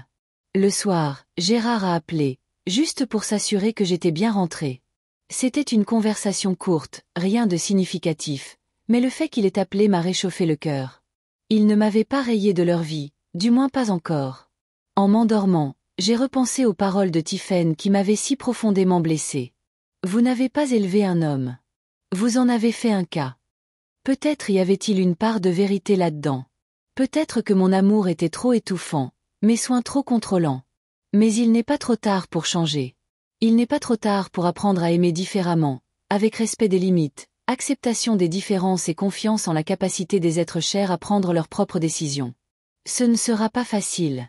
Pendant 78 ans, j'ai vécu avec la conviction que je savais ce qui était juste, que le contrôle était une manifestation d'amour. Puis-je changer à cet âge? Ai-je la sagesse d'admettre mes erreurs et la force de les corriger? 3 semaines se sont écoulées depuis le jour où j'ai présenté mes excuses publiques à la famille de mon fils. Aujourd'hui, c'est l'exposition scientifique d'Olivier, et j'y ai été invitée. Je m'y suis préparée avec le plus grand soin. J'ai choisi un tailleur vert foncé, simple mais élégant. Je suis allée chez le coiffeur et j'ai même acheté un nouveau sac à main. Je voulais avoir l'air digne, pour que mon petit-fils soit fier de sa grand-mère. Durant ces semaines, Gérard et moi n'avions parlé qu'au téléphone, et encore, brièvement. Pas de visite, pas de dîner dominicaux. Tiphaine n'a pas appelé du tout. Olivier a envoyé un seul message, une invitation à l'exposition, formelle et sobre, sans ses émojis et points d'exclamation habituels. Le taxi est arrivé à l'école d'Olivier à 16 heures précises. La cour de l'école était remplie de voitures de parents et de grands-parents venus soutenir les jeunes inventeurs. J'ai payé le chauffeur et me suis lentement dirigée vers l'entrée principale, m'appuyant sur ma canne. Mes genoux me faisaient mal plus que d'habitude ces derniers temps, peut-être à cause du stress du conflit familial. Le hall de l'école était bruyant et bondé. Il y avait des stands partout avec les projets des élèves, maquettes, schémas, graphiques, modèles fonctionnels. Les parents photographiaient fièrement leurs enfants et les professeurs se déplaçaient de stand en stand pour évaluer les travaux. J'ai regardé autour de moi, essayant de trouver Olivier ou ses parents. Mamie. J'ai enfin entendu une voix familière. Olivier me faisait signe depuis un stand au fond du hall. À côté de lui se tenaient Gérard et Tiphaine, tous deux en tenue de bureau formel. Ils venaient apparemment directement du travail. « Bonjour, mon chéri. » Je me suis approchée d'eux, essayant de ne pas montrer à quel point j'étais nerveuse. « Bonjour, Gérard, Tiphaine. »« Maman. » Mon fils m'a fait une brève accolade. « Je suis content que tu aies pu venir. »« Élise. » Tiphaine a hoché la tête avec un sourire poli. « Mamie, regarde. » Olivier a montré son projet avec enthousiasme. C'est ma centrale hydroélectrique améliorée. Elle ne produit pas seulement de l'électricité, elle purifie aussi l'eau. Devant lui se trouvait une maquette impressionnante, un système fluvial miniature avec un barrage, des turbines et un système de filtration complexe. L'eau circulait réellement dans le système, entraînant de petites pales qui faisaient tourner un générateur. Une petite ampoule s'est allumée, preuve éclatante que le système fonctionnait. C'est incroyable, Olivier, ai-je dit, sincèrement impressionné. Tu as construit tout ça tout seul. Oui. Enfin, papa a aidé pour la partie électrique et maman pour les calculs d'efficacité, mais l'idée de base et la conception sont de moi. Explique-moi comment ça marche, ai-je demandé, voulant montrer un intérêt sincère. Olivier a commencé avec enthousiasme à expliquer les principes de son invention. J'ai écouté attentivement, même si je ne comprenais pas la moitié des termes techniques. L'important, c'était ses yeux brillants et l'enthousiasme avec lequel il parlait de son projet. Dans des moments comme celui-ci, il me rappelait Georges, qui s'illuminait aussi quand il parlait de quelque chose qui l'intéressait vraiment. Et le plus important, c'est que c'est une source d'énergie écologique qui résout aussi le problème de la pollution de l'eau, a conclu Olivier. Imagine si on construisait des stations comme ça sur toutes les rivières polluées. On aurait de l'électricité et de l'eau propre. Tu es un véritable inventeur, ai-je dit en posant la main sur son épaule. Ton grand-père serait fier de toi. Son visage s'est illuminé. Vraiment? Tu penses que ça lui aurait plu? J'en suis sûre. Il a toujours admiré les solutions pratiques à des problèmes complexes. À ce moment, une femme d'âge mûr en tailleur strict s'est approchée de nous. Apparemment, l'un des juges de l'exposition. Olivier Dubois. Elle a souri. J'aimerais en savoir plus sur votre projet. Je suis particulièrement intéressée par le système de filtration. Olivier a commencé à expliquer avec empressement, tandis que Gérard, Tiphaine et moi nous sommes écartés pour ne pas les déranger. Il a tellement grandi, ai-je dit en regardant mon petit-fils. Et il est si intelligent. Oui, a hoché fièrement Gérard. Ses professeurs disent qu'il a un grand potentiel en ingénierie. Polytechnique, alors. J'ai rappelé notre précédente conversation sur les études supérieures. Oui, il est toujours déterminé à y aller, a répondu Tiphaine. Et à en juger par ses résultats, il a toutes les chances d'y entrer. J'ai ouvert un fonds d'études à son nom, ai-je dit. J'ai fait un premier versement. L'argent ne peut être utilisé que pour les frais de scolarité, quelle que soit l'école qu'il choisit. Gérard et Tiphaine ont échangé un regard. Merci, maman. C'est très généreux, a finalement dit mon fils. Mais nous avons quelque chose à te dire. Quelque chose dans son ton m'a rendue méfiante. Quoi donc? Tiphaine et moi avons décidé que nous pouvions payer ses études nous-mêmes, a dit Gérard doucement mais fermement. J'ai eu une promotion au travail. Je suis maintenant le directeur administratif et financier de l'entreprise. J'en suis resté bouche bée. Daf. Mais, comment? Quand? Il y a 2 semaines, a-t-il dit, l'air à la fois fier et embarrassé. Je postulais pour le poste depuis longtemps. Je ne croyais juste pas en moi. Tiphaine m'a convaincu de candidater quand l'ancien directeur est parti à la retraite. C'est incroyable, ai-je dit, sincèrement heureuse pour lui. Bien que quelque part au fond, j'ai ressenti une pointe de ressentiment. Pourquoi ne m'en avait-il pas parlé plus tôt? Félicitations, mon fils. Tu mérites cette promotion. Merci. Il a souri faiblement. Le salaire est presque 3 fois supérieur à ce que je gagnais avant, plus des primes et des stock-options. Nous pourrons économiser assez pour les études d'Olivier. Et ce n'est pas tout, a ajouté Tiphaine. J'ai aussi eu une promotion. Je suis maintenant chef du service d'audit. Félicitations, ai-je hoché la tête, ressentant un étrange mélange de fierté et d'aliénation. Ils avaient tous deux grimpé les échelons de carrière juste au moment où ils avaient décidé de prendre leur distance avec moi. Coïncidence? Ou avaient-ils enfin cru en eux, libérés de mon influence? Mais ce n'est pas tout ce que nous voulions te dire. Gérard a repris un air plus sérieux. Tiphaine et moi avons décidé d'acheter notre propre maison. La nouvelle m'a frappé plus fort que je ne l'attendais. La maison que je leur avais achetée était mon dernier lien matériel avec leur famille. Vous déménagez? J'ai essayé de garder ma voix stable. Oui. Tiphaine m'a parlé directement pour la première fois. Avec nos nouveaux salaires, nous pouvons nous permettre un crédit pour une belle maison dans un bon quartier, plus près de l'école d'Olivier. Je comprends. J'ai ravalé la boule dans ma gorge. Quand prévoyez-vous de déménager? Dans 2 mois, a répondu Gérard. Nous avons déjà trouvé un endroit convenable et versé un acompte. Que adviendra-t-il de ma maison? Je n'ai pas pu m'empêcher de demander. Nous continuerons à payer le loyer jusqu'à ce que vous décidiez quoi faire, a dit Tiphaine. Vous pouvez la vendre ou la louer à d'autres locataires. Vendre la maison où mon petit-fils a grandi. Louer à des étrangers un lieu qui contient tant de souvenirs de famille.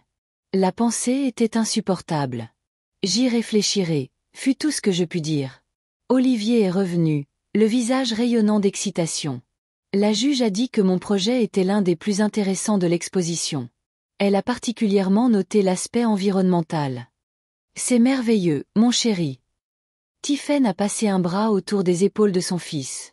Nous sommes si fiers de toi. Quand les résultats seront-ils annoncés? A demandé Gérard. Dans 1 heure. Olivier a jeté un coup d'œil à sa montre. Vous voulez voir les autres projets en attendant? Il y a un robot super cool qui trie les déchets pour le recyclage. Nous avons lentement traversé le hall, nous arrêtant à divers stands. Olivier commentait avec enthousiasme le travail de ses camarades, engageant parfois des discussions animées avec d'autres participants. Je marchais aux côtés de Gérard et Tiphaine, me sentant étrangement aliéné. Ils se tenaient la main, échangeant parfois des regards entendus ou des remarques tranquilles. Ils formaient une famille soudée dans laquelle je sentais que je n'avais pas ma place. Après avoir vu tous les projets, Gérard a suggéré de prendre un café à la cafétéria de l'école en attendant l'annonce des résultats. À table, la conversation a inévitablement tourné vers leurs projets d'avenir. La nouvelle maison est plus grande que celle-ci, ai-je demandé, essayant de montrer de l'intérêt. Un peu, a hoché la tête Gérard. 4 chambres au lieu de 3. Un grand jardin. Et surtout, un garage aménagé en atelier pour Olivier. Il pourra y travailler sur ses projets. Ça a l'air merveilleux. J'ai essayé de sourire. Et la distance par rapport à votre travail? Un peu plus loin, mais il y a de bons transports en commun. De plus, mon nouveau poste a un horaire plus flexible. Je peux télétravailler 2 ou 3 jours par semaine. Et toi, Olivier? L'ancienne maison ne te manquera pas? Je me suis tournée vers mon petit-fils. Il a réfléchi un instant. Un peu. Il y a beaucoup de souvenirs. Mais dans la nouvelle maison, j'aurai un vrai atelier. Ses yeux se sont illuminés. Et ma propre salle de bain. Et on va prendre un chien. Mes parents ont enfin dit oui. Un chien. J'ai regardé Gérard avec surprise. Mais tu es allergique aux poils. J'étais allergique quand j'étais enfant, a-t-il haussé les épaules. J'ai fait des tests le mois dernier, et l'allergie a pratiquement disparu. Le médecin dit qu'il n'y aura pas de problème avec certaines races. Encore une révélation que j'ignorais. Mon fils, que je considérais comme fragile et maladif, avait surmonté ses allergies d'enfance, et je le voyais toujours comme un garçon qui ne pouvait pas avoir d'animaux. « Quelle race avez-vous choisi ?» ai-je demandé, essayant de maintenir la conversation. « Un labradoodle », a répondu Olivier avec enthousiasme. C'est un croisement entre un labrador et un caniche. Ils sont très intelligents et ne perdent presque pas leurs poils. Parfait pour les allergies de papa. Nous avons déjà trouvé un éleveur, a ajouté Tiphaine. Les chiots naîtront à peu près au moment où nous emménagerons dans la nouvelle maison. C'est un timing parfait. Ils avaient tout prévu. Une nouvelle maison, de nouveaux emplois, même un chien. Une nouvelle vie dans laquelle il ne semblait pas y avoir de place pour moi. Attention à tous, veuillez vous rendre à l'amphithéâtre pour les résultats de l'exposition scientifique. Nous nous sommes dirigés vers l'auditorium. Olivier, un peu nerveux, tordait la manche de sa chemise, une habitude qu'il avait prise de son père. « Ne t'inquiète pas, » ai-je dit en lui serrant légèrement l'épaule. « Ton projet est le meilleur. J'en suis sûr. » Il m'a souri avec reconnaissance, et un instant, j'ai senti l'ancienne proximité entre nous. Nous nous sommes assis au 3e rang. Le directeur de l'école est monté sur scène avec une enveloppe à la main et a prononcé un bref discours sur l'importance de la science et de l'invention dans le monde moderne. Puis il a commencé à annoncer les gagnants dans différentes catégories. Quand est venu le tour de la catégorie « Technologie environnementale », Olivier s'est tendu. J'ai senti Gérard à côté de moi retenir son souffle. Et le gagnant dans la catégorie technologie environnementale est Olivier Dubois pour son projet de centrale hydroélectrique avec système de purification de l'eau. La salle a éclaté en applaudissements. Olivier, n'en croyant pas sa chance, s'est lentement levé et s'est dirigé vers la scène. Gérard et Tiphaine applaudissaient debout, des sourires fiers illuminant leurs visages. Je me suis aussi levé, applaudissant aussi fort que mes vieilles mains le pouvaient, sentant des larmes de fierté monter à mes yeux. Sur scène, Olivier a reçu un certificat et un petit trophée, remerciant modestement les juges et les professeurs. Quand il est revenu vers nous, nous l'avons tous serré dans nos bras tour à tour. « Je suis si fier de toi », ai-je murmuré en étreignant mon petit-fils. « Tu es un vrai scientifique. »« Merci, mamie », m'a-t-il serré fort en retour. Après la cérémonie de remise des prix, Gérard a suggéré de célébrer la victoire d'Olivier au restaurant. À ma surprise, ils m'ont invité aussi. « Tu te joins à nous, n'est-ce pas, maman ?» a demandé Gérard. « C'est une fête de famille. » Famille. Malgré tout ce qui s'était passé, il me considérait toujours comme faisant partie de la famille. Cette pensée m'a réchauffé le cœur. Avec plaisir, ai-je souri. Au restaurant italien préféré d'Olivier, nous avons pris une table près de la fenêtre. Nous avons commandé des pizzas, des pâtes et des salades. Olivier a eu un grand milkshake et les adultes un verre de vin. L'atmosphère était chaleureuse et détendue. Olivier parlait avec enthousiasme de ses projets pour améliorer encore son invention, tandis que Gérard et Tiphaine partageaient des nouvelles de leur travail. J'écoutais surtout, intervenant occasionnellement avec des commentaires ou des questions. « Au fait, maman », a dit Gérard soudainement lorsque la conversation a porté sur la nouvelle maison. « Nous voulions te demander, que dirais-tu d'emménager dans notre maison actuelle quand nous partirons ?» J'ai failli m'étouffer avec mon vin. « Quoi ? Emménager dans votre maison ? Techniquement, c'est ta maison, a souligné Tiphaine. Et elle est beaucoup plus pratique pour une personne seule que ton grand manoir. De plus, elle est de plein pied. Pas d'escalier, ce qui est important à ton âge. Et nous serons tout prêts, a ajouté Gérard. À seulement 20 minutes en voiture. Nous pourrons nous voir plus souvent. Je les ai regardés, n'en croyant pas mes oreilles. Ils me proposaient d'emménager dans la maison que je leur avais achetée autrefois. Mais c'est votre maison. Olivier y a grandi. Vous y avez tellement de souvenirs. Les tiens aussi, a dit Gérard doucement. Tu y es venu chaque semaine pendant 11 ans. Pense-y, mamie, a interjeté Olivier. Ta maison est si grande, et tu es toute seule là-bas. Tu seras plus à l'aise dans notre maison, et je pourrai venir te rendre visite à vélo. Je regardais leur visage, ouverts, sincères. Ils se souciaient vraiment de mon bien-être, malgré tous nos conflits. J'y réfléchirai, ai-je finalement dit. C'est une offre inattendue. Bien sûr, réfléchit Y. Gérard a hoché la tête. Aucune pression, juste une option. Après le dîner, Gérard a proposé de me raccompagner. J'ai accepté, me sentant agréablement fatiguée après une journée riche en émotions. Dans la voiture, Tiphaine et Olivier étant restés au restaurant pour récupérer le trophée oublié d'Olivier, mon fils et moi avons enfin pu parler seuls. Tu penses vraiment que je devrais emménager dans votre maison? Ai-je demandé. Oui, a-t-il hoché la tête, gardant les yeux sur la route. Ta maison actuelle est trop grande pour une personne, et elle est pleine de souvenirs de papa qui font parfois mal. Ta maison ne me rappellera-t-elle pas ce que j'ai perdu? J'ai souri amèrement. Gérard m'a jeté un regard rapide. Tu ne nous as pas perdus, maman. Nous redéfinissons juste notre relation, nous posons des limites saines. Vous prenez vos distances, ai-je dit comme un constat, pas une accusation. Physiquement, oui, nous déménageons. Mais émotionnellement. Il a fait une pause. Peut-être que nous pourrons enfin construire une relation plus honnête. Sans dépendance financière, sans manipulation, sans la peur de se décevoir mutuellement. Et tu penses que c'est possible? Après tout ce qui s'est passé? J'espère. Il a souri sincèrement pour la première fois de toute la conversation. Tu es ma mère. Je t'aime quoi qu'il arrive. Et Olivier aime sa grand-mère. Même Tiphaine, elle ne te déteste pas. Elle veut juste du respect et de la reconnaissance.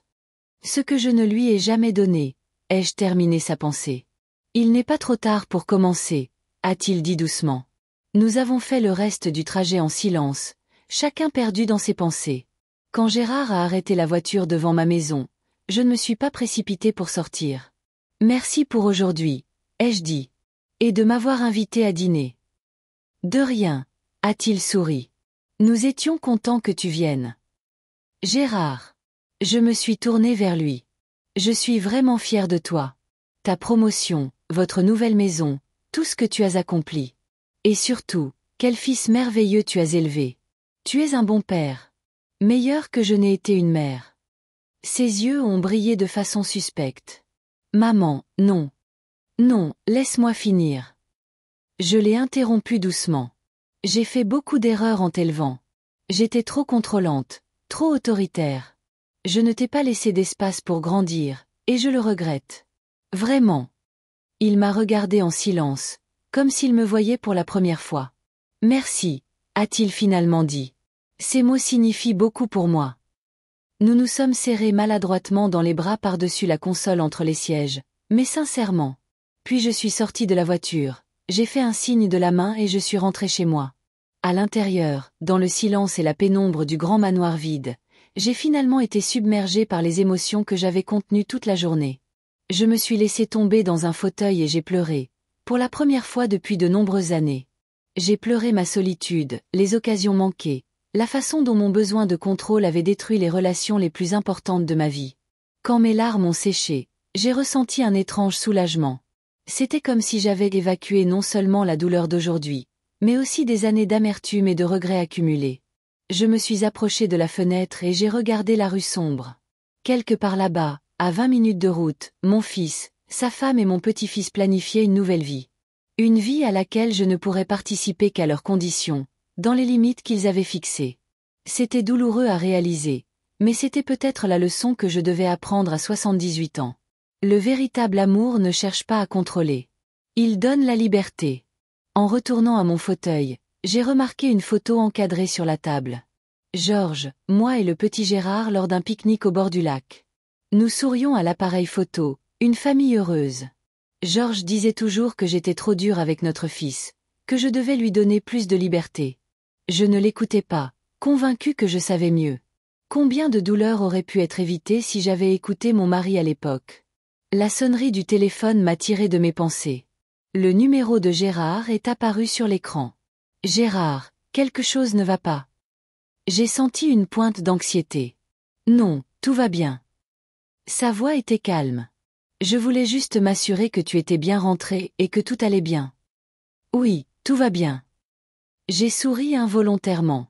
Merci d'appeler. Maman, à propos du déménagement. Pense sérieusement. Tu seras mieux dans une maison plus petite, plus près de nous. Je promets que j'y réfléchirai, ai-je dit. Et Gérard, Je suis contente que tu aies appelé. J'appellerai plus souvent, a-t-il promis. Bonne nuit, maman. Bonne nuit, mon fils. J'ai reposé le téléphone, ressentant un étrange mélange d'émotions, tristesse et espoir, perte et possibilité de quelque chose de nouveau. Finalement, j'avais obtenu ce que je voulais. Tiphaine s'était excusée pour ses paroles dures. Mais à quel prix? J'avais perdu le contrôle sur la famille de mon fils, perdu leur confiance, et presque perdu leur amour. Ma victoire s'est avérée être une victoire à la Pirou. Et pourtant, peut-être que ce n'est pas la fin, mais le début. Le début d'une nouvelle relation, plus saine, basée non pas sur le contrôle et la dépendance, mais sur le respect mutuel et l'acceptation. J'ai regardé la photo de la famille heureuse et j'ai pris une décision. Demain, je commencerai à trier mes affaires. Je rassemblerai ce qui est vraiment important et laisserai le reste derrière moi. Ma grande maison pleine de souvenirs du passé restera dans le passé. Je me rapprocherai de mon fils et de sa famille, dans la maison que je leur avais achetée autrefois, et que maintenant, je vais retrouver. Non pas comme un outil de contrôle, mais comme un cadeau du destin. Oui, j'ai perdu le pouvoir sur eux. Mais peut-être qu'en retour, j'aurai la chance d'être une vraie partie de leur vie. Pas comme une mère et une grand-mère contrôlantes, mais comme un membre de la famille aimant, accepté pour ce qu'il est. Je me suis préparé un thé et me suis assise près de la fenêtre, regardant le ciel étoilé. Quelque part là-haut, je savais que Georges me regardait et peut-être hochait la tête en signe d'approbation. Tu as enfin compris, Élise, je pouvais presque l'entendre dire. Mieux vaut tard que jamais.